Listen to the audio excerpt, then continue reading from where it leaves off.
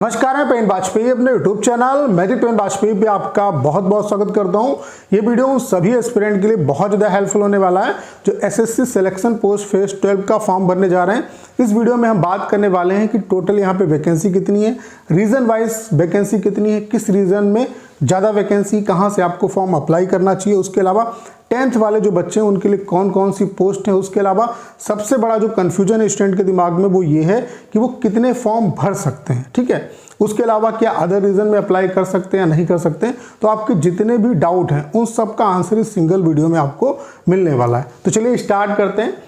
Video आपके लिए काफ़ी इन्फॉर्मेटिव होने वाला है। अगर हम यहाँ पे वैकेंसी की बात करें कि कितनी वैकेंसी है, तो टोटल यहाँ पे आपको पता है कि 2049 वैकेंसी। अगर हम पोस्ट की बात करें तो ओवरऑल आपकी 489 पोस्ट है, यानी कि 489 पोस्ट का मतलब 489 तरीके की वैकेंसी यहाँ पे है। और यहाँ पे सबसे बड़ा जो कन्फ्यूजन है आपके दिमाग में वो ये है कि कितने फॉर्म भर सकते हैं। तो आप कितने भी फॉर्म भर सकते हैं। अगर आप 10th के लिए एलिजिबल हैं तो 10th की कितनी भी पोस्ट के लिए आप अप्लाई कर सकते हैं। सिंगल एक एग्जाम होगा। ऐसे 12th के लिए अगर आप एलिजिबल हैं तो 10th, अगर आप 12th हैं तो 10th और 12th दोनों की वैकेंसी में आप फॉर्म भर सकते हैं और कितने भी फॉर्म भर सकते हैं। और आपके मैक्सिमम जो एग्जाम होंगे वो 2 होंगे, एक 12th का होगा और एक आपका 10th का होगा। मतलब 10th की सभी वैकेंसी के लिए एक सिंगल एग्जाम होगा। ऐसे 12th की सभी वैकेंसी के लिए एक सिंगल एग्जाम होगा। ऐसे ग्रेजुएशन की वैकेंसी के लिए सिंगल एक एग्जाम होगा। यानी कि ओवरऑल मैक्सिमम आपके 3 एग्जाम होंगे अगर आप तीनों वैकेंसी में फॉर्म भरते हैं, ग्रेजुएशन लेवल वाले में भी,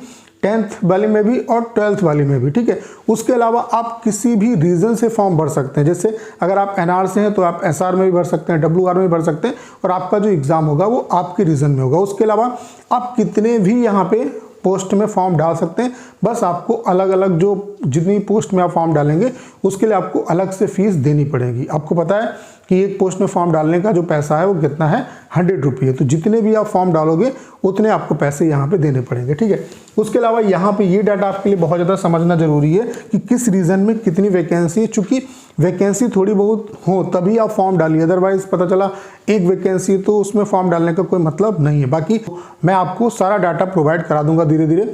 उसके अलावा कौन कौन सी वैकेंसी है जिसमें कोई एक्सपीरियंस नहीं चाहिए, तो इसकी भी कंप्लीट लिस्ट मैंने बना ली है। वही वीडियो बहुत जल्द आएगा।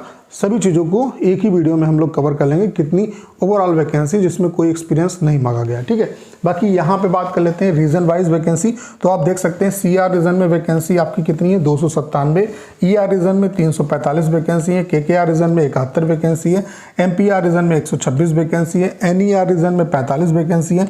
एनआर रीजन में 698 वैकेंसी है। एनडब्ल्यूआर रीजन में 154 वैकेंसी है। एसआर रीजन में 90 वैकेंसी है। डब्ल्यूआर रीजन में 223 वैकेंसी है। तो अच्छी खासी वैकेंसी कहाँ है, एक तो एनआर रीजन में। एनआर रीजन में हमेशा होती है क्योंकि सबसे बड़ा रीजन है, तो एनआर रीजन में 698 वैकेंसी है।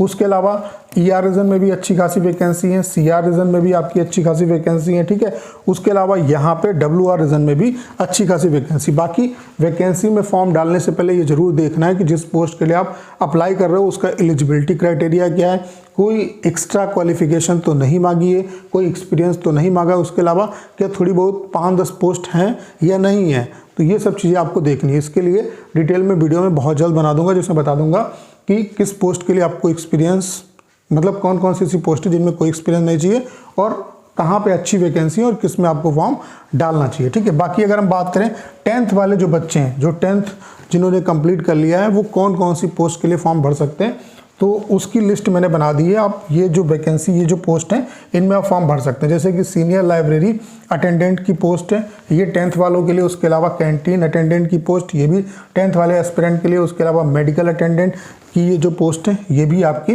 10th वालों के लिए। उसके अलावा लेडी मेडिकल अटेंडेंट की जो पोस्ट है ये भी 10th वालों के लिए। टेक्निकल ऑपरेटर ये भी जो पोस्ट है वो 10th वालों के लिए। उसके अलावा लेबोरेटरी अटेंडेंट, इसकी ये जो पोस्ट है ये भी आपके 10th वालों के लिए। उसके अलावा असिस्टेंट मैप करेक्टर, ये भी जो पोस्ट है वो 10th वालों के लिए। उसके अलावा टेक्निकल ऑपरेटर, ये भी जो पोस्ट है वो 10th वालों के लिए। उसके अलावा लेबोरेटरी असिस्टेंट, ये भी पोस्ट आपकी 10th वालों के लिए। उसके अलावा असिस्टेंट फोटोग्राफर, ये भी जो पोस्ट है वो आपके 10th वाले एस्पिरेंट के लिए। तो 10th जिन बच्चों ने किया है वो इन पोस्ट में अप्लाई कर सकते हैं। बाकी वैकेंसी चेक कर लेना कितनी क्या वैकेंसी है और कोई एक्स्ट्रा क्वालिफिकेशन तो नहीं मांगी है। ठीक है, बाकी इसके बाद एक और वीडियो आएगा जिसमें मैं आपको ये बताऊंगा टोटल कितनी वैकेंसी हैं सभी रीजन में मिला के, जिनमें कोई एक्सपीरियंस नहीं मांगा और कहाँ पे अच्छी वैकेंसी है, किसमें आप फॉर्म अप्लाई कर सकते हो। तो उम्मीद करता हूँ कि इस वीडियो में आपके जितने भी डाउट हैं वो क्लियर हो पाए होंगे, जैसे कि रीजन वाइज वैकेंसी कितनी है, उसके अलावा आप कितने फॉर्म भर सकते हैं, ठीक है, उसके अलावा 10th वाले जो एस्पिरेंट हैं उनके लिए कौन कौन सी पोस्ट है। तो करना क्या है, इस वीडियो को इधर शेयर करना है। उसके अलावा अगर आप चैनल पर नए हैं और आपने अभी तक इसे सब्सक्राइब नहीं किया है तो प्लीज़ चैनल को सब्सक्राइब करना मत भूलिएगा।